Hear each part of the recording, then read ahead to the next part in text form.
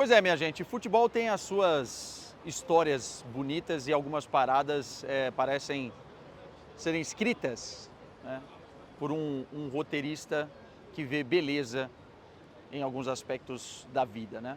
E talvez o jogo aqui no estádio José Alvalade entre Portugal e Irlanda não pudesse ter um roteiro tão bonito se a gente colocar em perspectiva toda a história que essa seleção portuguesa carrega desde o falecimento de um dos seus principais jogadores, Diogo Jota. E hoje quem decide o jogo foi o melhor amigo de Diogo Jota, Rubem Neves, vestindo a camisa número 21 nas costas, a camisa de Diogo Jota, num jogo muito complicado para a seleção portuguesa. Parece que tudo, ou parecia que tudo, estava dando errado, inclusive com Cristiano Ronaldo perdendo pênalti, inclusive com bola na trave no primeiro tempo, a Irlanda se defendendo muito bem.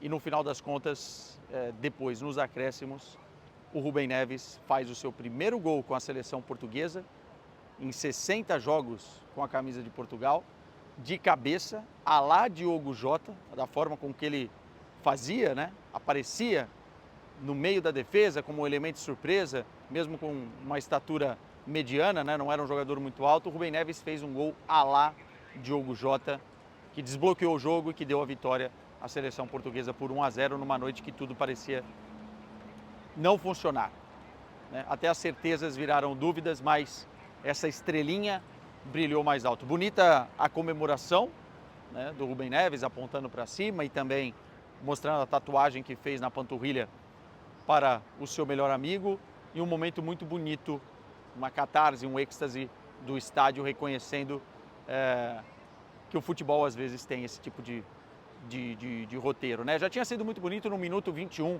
porque esse foi o primeiro jogo da seleção portuguesa em solo lusitano depois do falecimento do Diogo Jota. Já tinha sido bonito no minuto 21, em que o estádio inteiro aplaudiu por um minuto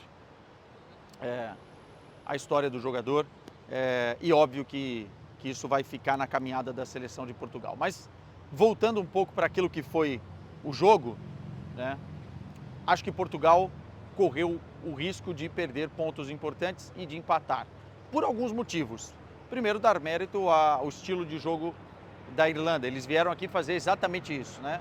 Colocar jogadores numa linha muito baixa, recuados, um 5-4-1, bem compactado, não deixando Portugal cruzar com facilidade, não deixando Portugal circular a bola com velocidade, e com 3 zagueiros muito altos ali, o Cristiano Ronaldo perdido entre eles, não conseguindo encontrar o caminho do gol. Portugal picando muito a bola para tentar enfim, encontrar os seus jogadores numa movimentação, mas a Irlanda se defenderam muito bem. Eu vou ser sincero, eu não gosto desse tipo de jogo, porque acaba sendo um jogo entre ataque e defesa e as coisas parecem que não acontecem, né? Mas estrategicamente é o que a Irlanda podia fazer. O treinador da Irlanda fala, inclusive, é uma das melhores seleções do planeta. A gente teve que ter a proposta de se defender num jogo como esse, né? E Portugal não estava conseguindo, com a equipe que entrou em campo, furar esse bloqueio. No primeiro tempo teve uma bola na trave do Cristiano Ronaldo e as coisas poderiam ter se desbloqueado ali, uma das melhores oportunidades de Portugal. No primeiro tempo ainda teve uma cabeçada do Gonçalo Inácio, uma bela defesa do goleiro irlandês. E no segundo tempo o improvável aconteceu. Não é impossível, porque já aconteceu 34 vezes. Mas o Cristiano Ronaldo, aos 75 minutos, perdeu um pênalti, bateu no meio do gol. O goleiro foi bem, né? Porque ele levanta a perna e consegue fazer a defesa. E nem o pênalti do Cristiano, que para mim, parêntese aí, é um pênalti zinho, né? Um pênalti que poderia não ter sido marcado, porque a bola bate no braço, mas ela bate no peito do jogador da Irlanda. O jogador está com os braços fechados, mas pela regra é o que é. Penalidade marcada e o Cristiano acabou perdendo, né? Eu já tinha perdido alguns recentemente e tal, mas enfim, a gente nunca espera isso do Cristiano Ronaldo, até pelo rácio, né? Pelo retrospecto que ele tem batendo penalidades. E aí, as mudanças do técnico Roberto Martínez. E eu faço algumas críticas aqui. Eu acho que ele poderia ter colocado o Gonçalo Ramos mais cedo, já que a Irlanda estava só se defendendo e quando atacava com 2 ou 3 jogadores, não demonstrava nenhum perigo. O Gonçalo Ramos poderia se bater ali junto com os zagueiros altos, né? E com 2 centroavantes faria mais sentido. Ele só coloca o Gonçalo Ramos no minuto 87 se eu não estiver enganado. Ele poderia ter, ao invés de colocar o Rafael Leão, ter colocado um outro jogador que precisasse menos de velocidade, menos espaço para criar jogadas. Acho que o Trincão tinha que ter entrado mais cedo. Acho que o Bernardo Silva fez um jogo muito abaixo do que se espera do Bernardo Silva. Pedro Neto de um lado, o Bernardo Silva jogando pela esquerda, não funcionou durante o jogo todo. Então acho que ele poderia ter feito algumas coisas diferentes para encontrar caminhos. Mesmo assim seria difícil porque a proposta de jogo da Irlanda é uma proposta muito ruim para qualquer equipe que queira propor, que queira jogo, que queira atacar, que queira agredir o adversário.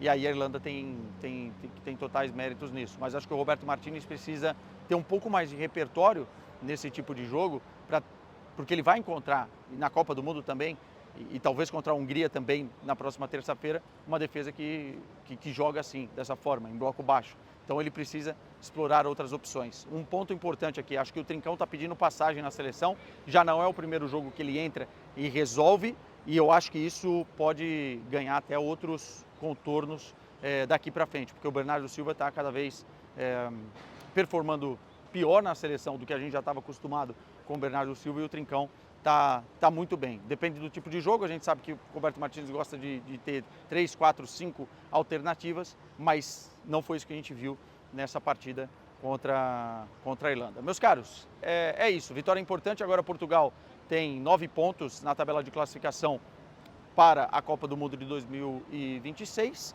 Se vencer a Hungria na terça-feira e a Armênia tropeçar, Portugal já pode garantir a classificação, o que daria muita tranquilidade para a data FIFA de novembro, né? Não ter que jogar para se classificar. Veremos o que vai acontecer.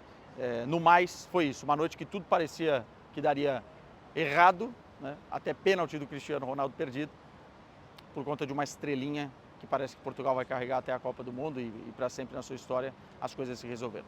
Tchau para vocês, até a próxima.